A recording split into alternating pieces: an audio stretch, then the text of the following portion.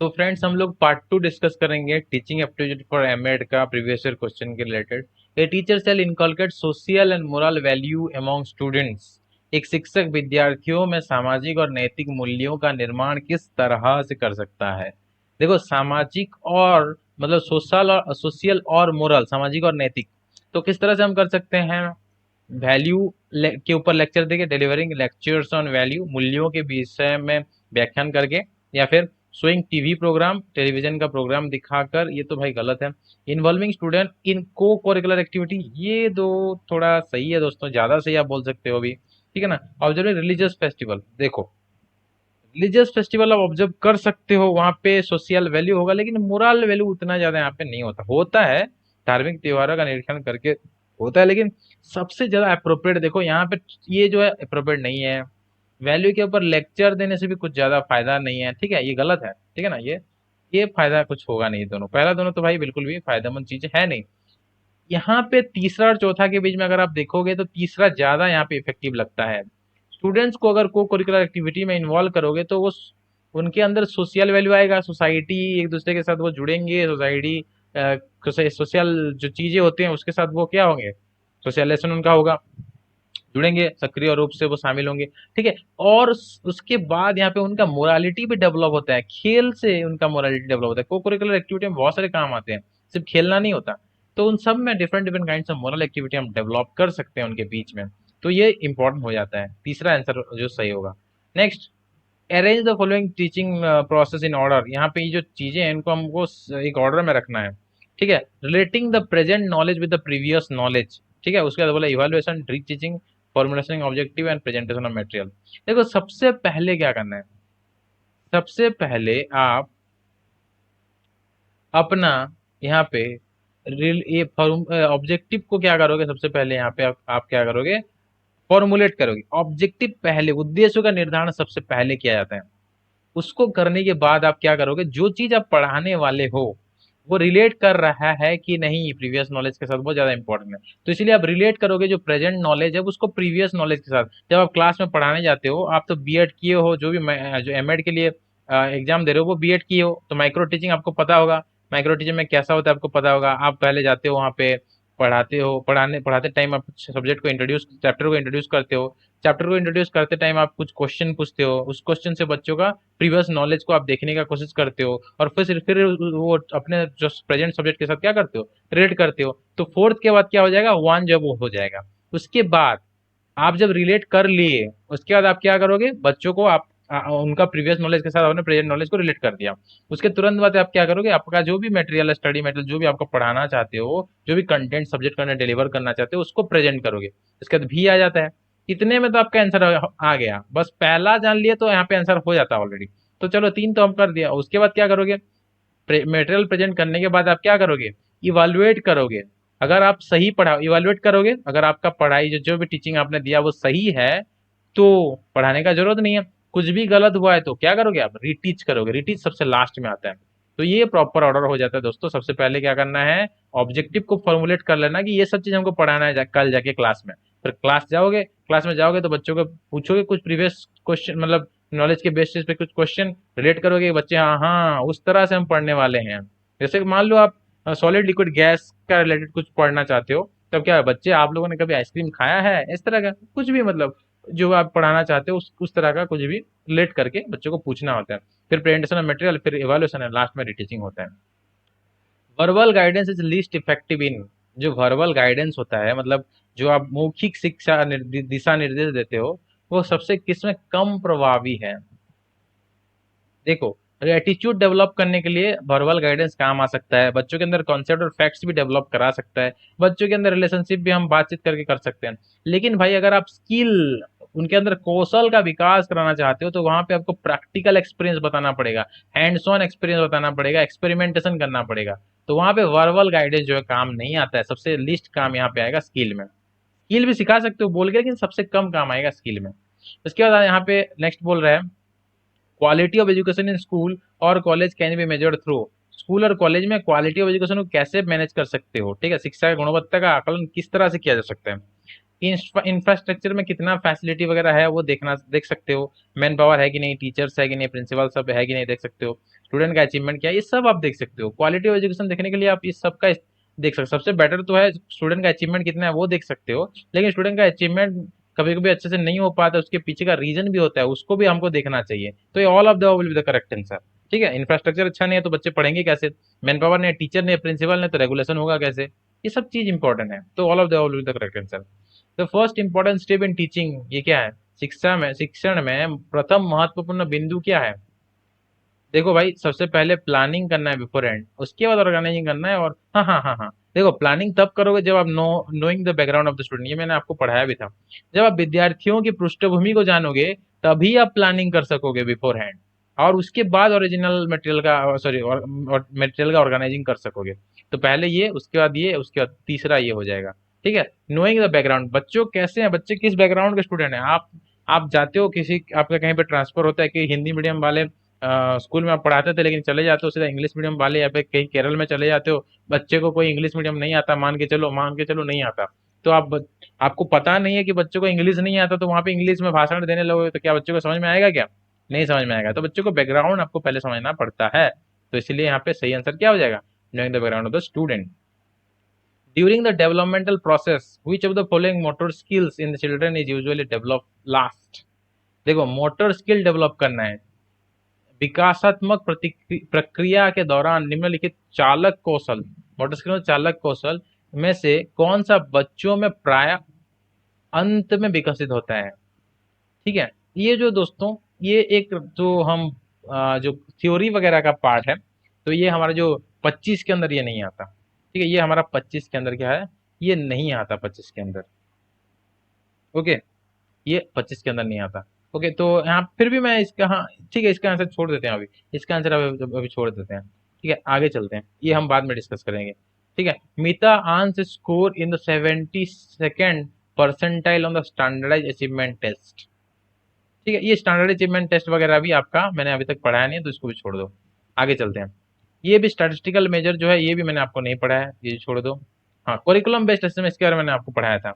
एक curriculum based assessment provides information primarily about students eligibility for special education service, program in acquiring specific academic skill, ये थोड़ा बहुत सही लगता है। Aptitude for future academic success, ability to use assistive technology to perform academically. curriculum based assessment provides information primarily about the students।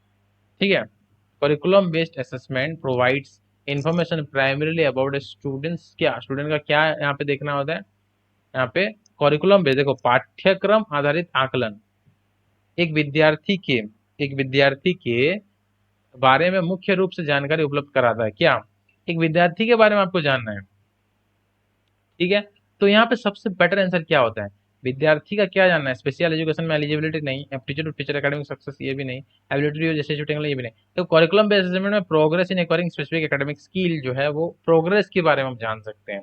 ये सबसे important होता है, क्या प्रोग्रेस हो रहा है करिकुलम बेस्ड असेसमेंट में, हम वो जान सकते हैं। ठीक है ना, ये सबसे इंपॉर्टेंट आंसर यहाँ पे मोस्ट अप्रोप्रिएट हो जाता है, पढ़ाया था मैंने आपको इसके बारे में। आगे चलते हैं, there will be better interaction in the class. कब बेटर इंटरेक्शन होगा, कक्षा में बेहतर पारस्परिक क्रिया होगी यदि एक शिक्षक reads from text book and solves given problem. No, prepare notes बनाने से नहीं होगा, टेक्स्ट बुक से पढ़ने से नहीं होगा, लेक्चर से नहीं होगा। भाई सबसे बेस्ट क्या, डायलॉग विद द स्टूडेंट, मतलब डायलॉग, मोनोलॉग क्या होता है, एक डायरेक्शन में बोलना। डायलॉग मतलब यहाँ से हम कुछ बोले, वहां से कुछ आ रहा है, dialogue. Dialogue with the students drawing example from other discipline, यहाँ पे जब आप कुछ पढ़ा रहे हो, बेटर इंटरेक्शन कर रहे हो, तो बच्चों के साथ इंटरेक्शन करो थ्रू डायलॉग्स, ये सबसे बेस्ट आंसर हो जाता है। ठीक है, क्लियर। ओके, नेक्स्ट क्वेश्चन देखो, सक्सेस इन टीचिंग प्रोफेशन किसके ऊपर डिपेंड करता है। ठीक है, टीचिंग प्रोफेशन का सक्सेस किसके ऊपर डिपेंड करता है, शिक्षण व्यवसाय में सफलता किसके ऊपर निर्भर करती है। Success in teaching profession depend being pleasant to other, maintaining record, understanding children, loyalty to superior. देखो प्लीजेंट, भाई अच्छा बिहेवियर करना, रिकॉर्ड मेंटेन करना, या फिर सुपीरियर के प्रति, वरिष्ठ के प्रति निष्ठा रखने से कभी भी आप अपने टीचिंग प्रोफेशन में सक्सेस नहीं हो सकते हो। अगर आप बच्चों को समझते हो, बच्चों के नीड को समझते हो, तभी जाके आप जो है शिक्षण में, टीचिंग प्रोफेशन में आप सक्सेस हो सकते हो। लर्निंग इज ऑल अबाउट अधिगम में समाहित क्या क्या है, क्या क्या समाहित है। Making student understand what teacher से, ये भी देखो ये आता है, मैं नहीं आता नहीं बोल रहा हूँ। ये जो शिक्षक कहता है विद्यार्थियों को उससे समझने में समर्थ बनाना, ये लर्निंग है। ठीक है, गलत नहीं है। यहाँ पे कौन सा सबसे ज्यादा इफेक्टिव है वही हमको चूज करना है। Covering the course prescribe in the subject, ये नहीं है लर्निंग भाई, ये पढ़ाना होता है, टीचिंग होता है, कोर्स कवर करना। Helping student to construct their own meaning, देखो active construction, construction of knowledge, मैंने आपको बोला ना नॉलेज कंस्ट्रक्शन। केसी भाई साहब भी आ गए, ठीक है ना, एपी भाई साहब आए थे, अब केसी भाई साहब भी आ गए, मतलब नॉलेज कंस्ट्रक्शन आ गए ना यहाँ पे। तो जो भी मैंने आपको फ्रेज बोला है, अगर वो फ्रेज आपको यहाँ पे आता है तो उसको ज्यादा यहाँ पे करेक्ट होने का चांसेस ज्यादा होता है। तो यहाँ पे learning is all about helping student to construct their own meaning, खुद का नॉलेज को, खुद का मीनिंग को कंस्ट्रक्ट करने का हेल्प करना ही लर्निंग होता है। ठीक है ना, खुद का जो है कॉन्सेप्ट डेवलप करने को अगर हम हेल्प करते हैं बच्चों को, तो उसी को लर्निंग कहा जाता है। ठीक है, अधिगम उसको कहता है, विद्यार्थियों को अपनी अवधारणा का निर्माण करने में सहायता प्रदान करने को ही हम लोग अधिगम कहते हैं। ठीक है, उसके बाद teachers, teachers who are enthusiastic about the learning process, वे शिक्षक जो अधिगम प्रक्रिया के बारे में उत्साही हैं। कौन कौन शिक्षक अधिगम प्रक्रिया के बारे में उत्साहित हैं। Often lake proficiency in the subject which stage hidden under their enthusiasm, विषयों में प्रवीणता प्रायः कम रखते हैं जो उनके उत्साह के अंदर छिपी रहती है। Simply dramatize to hold the students attention, बच्चों के ध्यान को कायम रखने के लिए सामान्य रूप से नाटक करते हैं। Involve the student in the learning process, अधिगम प्रक्रिया में अपने विद्यार्थियों को शामिल करते हैं। Lectures for hours in class, कक्षा में घंटों व्याख्यान देते हैं। Teachers who are enthusiastic about the learning process, वो क्या करते हैं, जो एंथुसियास्टिक हैं उत्साही, वो क्या करते हैं, अपन लेग प्रोफिशिएंसी नहीं भाई, प्रोफिशिएंसी वो लेग करेंगे, ठीक है ना, इन द सब्जेक्ट। यहाँ पे simply dramatize to hold attention, dramatize भी नहीं करते हैं। इन्वॉल्व लेक्चर्स भी नहीं देते हैं, जहाँ पे देखो ये सब गलत गलत लिखा ना, लेग प्रोफिशिएंसी बोल रहा है, ड्रामा वगैरह कर रहे हैं, ऐसा बोल रहा है, लेक्चर दे, सब काट दो। बचा क्या, एलिमिनेशन मेथड से आप आंसर मिल गया आपको। Involve the student in the learning process, बच्चों को अपने लर्निंग प्रोसेस में डेवलप करते हैं। उसके बाद देखो ये फिर से रट्टा मारने वाला चीज एक आ गया, तो इसको छोड़ देते हैं अभी अभी के लिए। तो कितना रट्टा मारने वाला चीज यहाँ पे हो गया, आगे है क्या ऐसा रट्टा मारने वाला चीज, देख लेते हैं एक बार देख लेते हैं। हाँ, पियाजे का है, थ्रोंडिके का है यहाँ पे। तो एमएड में रट्टा मारने वाला चीज थोड़ा ज्यादा होता है, ठीक है, एमएड में मान के चलो 5 से 10 के अंदर आ सकता है रट्टा मारने वाला। बाकी नॉर्मल जो बीएड और इंटीग्रेटेड में कम होता है। ये रट्टा मारने वाला चीजें आगे चलते हैं यहाँ पे हम लोग। A teacher needs to start a new chapter, अगर आपको कोई यूज ऑफ प्लांट के ऊपर एक चैप्टर पढ़ाना है, तो आप कैसे प्रेजेंट करोगे कॉन्सेप्ट को। ठीक है, तो पौधों के बारे में पढ़ाना है तो कैसे आप ये करोगे। Ask the student to start reading the paragraph from one chapter, from the chapter one by one, बिल्कुल भी नहीं हुआ, ऐसा नहीं करना है। Explain the question given at end, ये भी नहीं करना है। Link the new chapter with the previous concept with the, यही तो होता है ना, अपना प्रेजेंट नॉलेज को पास्ट नॉलेज प्रीवियस नॉलेज के साथ जोड़ना, वही तो होता है ना सबसे बेस्ट वे टू टीच या फिर स्टार्ट। तो यही सही करेक्ट आंसर हो जाएगा। डिफाइन डिफिकल्ट टर्म्स ये वगैरह ये सब नहीं है, ये सबसे बेस्ट होता है। Link the new concept with the previous chapter of the types of plant, ये सबसे बेस्ट वे होता है, मैंने आपको बहुत बार बोला भी है, माइक्रो टीचिंग में यही करते हैं। The theory from example to generalization, इसको क्या कहते हैं, देखो जनरल से एग्जाम्पल की तरफ चलने को कहते हैं डिडक्टिव, और जब हम एग्जाम्पल से जनरल की तरफ चलते हैं, मतलब स्पेसिफिक टू जनरल की तरफ चलते हैं, उसको बोलते हैं इंडक्टिव। आगमनात्मक विधि पर कहते हैं उसको, क्या बोलते हैं, आगमनात्मक विधि व इंडक्टिव मेथड हम उसको कहते हैं। देखो अगर जनरल टू स्पेसिफिक मतलब एक डेफिनेशन आपने बोल दिया, फिर डेफिनेशन बोलने के बाद आप उसका एग्जाम्पल देते हो, तो वो आपका हो जाएगा क्या, डिडक्टिव हो जाएगा। लेकिन आप उल्टा चलते हो, एग्जाम्पल पहले देते हो फिर किसी पर्टिकुलर एक डेफिनेशन की तरफ चलते हो, तो उसको बोलते हैं इंडक्टिव। इंडक्टिव सबसे बेटर होता है, एग्जाम्पल्स के थ्रू आप बच्चों को कॉन्सेप्ट समझाते हो, वो इंडक्टिव मेथड होता है और ये सबसे बेस्ट होता है। डिडक्टिव में क्या होता है, पहले कॉन्सेप्ट समझाते हो फिर एग्जाम्पल आप बताते हो, तो वो बेटर नहीं है, ये सबसे बेस्ट होता है। तो यहाँ पे आंसर जो होगा इंडक्टिव होगा। पियाजे थ्योरी, ये भी आपको क्या है, रट्टा मारने वाला चीज है, छोड़ दो इसको। The concept of social intelligence, ये भी रट्टा मारने वाला चीज है, छोड़ दो अभी अभी के लिए। आगे चलते हैं। Student is very irregular and missing classes, when asked it was found that he is new to school and facing adjustment problem in this new to school situation, the teacher को क्या करना है, देखो एक टीचर जो एक student जो बहुत बार इरेगुलर है और क्लास वगैरह नहीं आता है, मिस करता रहता है, when asked it was found that, जब आपने उसको पूछा तो हम आपको क्या मिला? देखो, एक विद्यार्थी बहुत अनियमित अनियमित है और कक्षा में अनुपस्थित हो रहा है। उसे पूछने पर पता चला कि वह विद्यालय में नया है और इस नई परिस्थिति में समायोजन की समस्या पर सामना कर रहा है। तो ऐसे में आप क्या करोगे? टीचर को क्या करना चाहिए? ए टीचर शुड पेनलाइज, भाई पेनलाइज कभी नहीं करना है, पेनल्टी पनिशमेंट कुछ नहीं देना होता है। A teacher should give him lots of homework, भाई बच्चा अभी भी आया है, बच्चा बोल रहा है उसको दिक्कत हो रहा है और फिर होमवर्क दे के और उसको सता रहे हो, ये भी गलत है। A teacher should pay more attention to him and involve him with other student in class activity, ये थोड़ा बहुत सही लगता है। A teacher should pay all the attention to, देखो भाई ये थोड़ा बहुत नहीं, ये बहुत सही है, क्योंकि यहाँ पे लास्ट में क्या बोला है? Teacher should pay all attention to him and will make regular. यहाँ पे सारा का सारा अटेंशन उसको नहीं देना है। देखो, अपने पढ़ाई में जो होता है ना, वहां पे किसी पर्टिकुलर बच्चों के लिए और सबको नुकसान नहीं पहुंचना चाहिए, लेकिन हर एक बच्चे को बेनिफिट पहुंचना चाहिए, ये हमारा मकसद होता है। तो ये जो है सबसे बेहतर आंसर है। एक शिक्षक को उस पर अधिक ध्यान देना चाहिए और कक्षा गतिविधि में अन्य विद्यार्थियों के साथ उसको सम्मिलित करना चाहिए, सबके साथ उसको आगे बढ़ाओ, ये सही है। आगे चलते last question. Interpersonal skills among students can be developed by, विद्यार्थियों में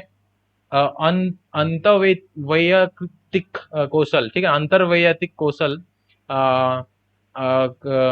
कौशल को विकसित किस तरह से हम कर सकते हैं? इंटरपर्सनल स्किल हम किस तरह से, इंटरपर्सनल मतलब दो लोग के बीच में जो रिलेशनशिप है, ठीक है, उसको बोलते हैं इंटरपर्सनल स्किल। तो giving individual assignment as per interest नहीं, giving group assignment and diverse project, giving project work as per their interest, नो, इंटरेस्ट के अनुसार प्रोजेक्ट देना ऐसा नहीं है। Encouraging student to talk to other student, नहीं। देखो, सबसे बेस्ट यहाँ पे आंसर है giving group assignment in diverse project. यहाँ पे अगर दोगे ग्रुप असाइनमेंट, दोगे डाइवर्स ग्रुप में, जहाँ पे हर एक टाइप के लड़के होते हैं, एक गुड लर्नर, एक फिजिकली हैंडीकैप भी है, बहुत डिफरेंट डिफरेंट टाइप्स के स्टूडेंट हैं, वहां पे आप ग्रुप असाइनमेंट दोगे तो इंटरपर्सनल स्किल सबसे ज्यादा विकसित उन लोग उनके उसके अंदर होता है। बाकी सब जो है ज्यादा अप्रोप्रिएट नहीं है। यहाँ पे जो ये ज्यादा सबसे ज्यादा अप्रोप्रिएट है। अपने उनके इंटरेस्ट में प्रोजेक्ट दोगे तो अपने आप करेंगे, वो किसी और के साथ बातचीत नहीं करेंगे, तो ये गलत हो जाता है। Encouraging student to talk to other student, बस एनकरेज करने से कुछ होगा नहीं, वो कुछ दिन बात करेंगे, उसके बाद उसके अपने हिसाब से वो करेंगे। इसलिए ग्रुप असाइनमेंट दो डाइवर्स ग्रुप में सबसे बेहतर होता है। ठीक है, तो कितना क्वेश्चन हमने छोड़ा देख लेते हैं एक बार। तो मतलब जो हम 25 5 से डिवाइड करते हैं, जो कि इंटीग्रेटेड और 2 ईयर बीएड के लिए काम में आता है, वो एमएड के लिए हो पा रहा है कि नहीं, एक बार देख लेते हैं। ये एक क्वेश्चन यहाँ पे हो गया, दूसरा यहाँ पे हो गया रट्टा मारने वाला चीज जो मैंने आपको नहीं पढ़ाया अभी तक, तीसरा यहाँ पे हो गया। ठीक है, उसके बाद देख लेते हैं एक बार आगे कितना क्वेश्चन इस तरह का है। ये मैंने आपको नहीं पढ़ा, चौथा ये एक्चुअली हो सकता है, ये पढ़ा सकता हूँ, लेकिन थोड़ा मतलब ये भी रट्टा मारने वाला नहीं है, ये मैंने एमएड को स्पेशल पढ़ाना पड़ेगा। ठीक है, ये भी मैंने आपको नहीं पढ़ाया, तो ये चौथा हो गया, ये पांचवा हो गया, 5 क्वेश्चन इस तरह से हो गए। और कितना है? ये छठा हो गया, 6 क्वेश्चन है। 6 हमने छोड़ा और एक छोड़ा था हम स्टार्टिंग में। ठीक है, हमने स्टार्टिंग में एक और क्वेश्चन छोड़ा था, मतलब हमारा 7 इस तरह का क्वेश्चन है। ठीक है, आपके यहाँ पे 7 क्वेश्चन इस तरह से आ रहे हैं। ठीक है, लगभग 7 क्वेश्चन आपका आ रहे हैं, तो एमएड के लिए वो 23+7 हो जाता है। ठीक है, तो 5 से लेके 10 ऐसा क्वेश्चन चलो मान के चलो जो कि डिफरेंट होता है, जो हमारे कॉमन कंसेप्ट से बाहर आ रहा है। ठीक है, कॉमन कंसेप्ट में देखो 25 जो मैंने बोला था, 25 जो है बीएड और इंटीग्रेटेड में कॉमन उस टाइप का क्वेश्चन, और आप एमएड वाले में 23 जो है कॉमन क्वेश्चन पा जाते हो, लगभग 20 से 23 पा जाते हो आप। ठीक है, बाकी जो 5 से 10 आपका अलग रहेगा, और बीएड और इंटीग्रेटेड वाले 5 ही क्वेश्चन आपको अलग मिलेगा। ठीक है, ठीक है, ओके, तो आप समझ गए मैं कॉमन क्यों पढ़ा रहा हूँ, क्योंकि 23 क्वेश्चन तो भाई मैंने जितना अभी तक पढ़ाया उतने में आप कर सकते हो, और 25 वाले वो वाले बीएड और इंटीग्रेटेड वाले 25 क्वेश्चन वो कर सकते हो जितना मैंने अभी तक पढ़ा लिया आपको। बाकी 5 जो रट्टा रटने वाला बचा है उसके भी कुछ पढ़ा लिया है, और एमएड का कुछ कुछ स्पेशल पढ़ाना पड़ेगा। ठीक है दोस्तों, मिलते हैं अगले वीडियो पे। Thank you.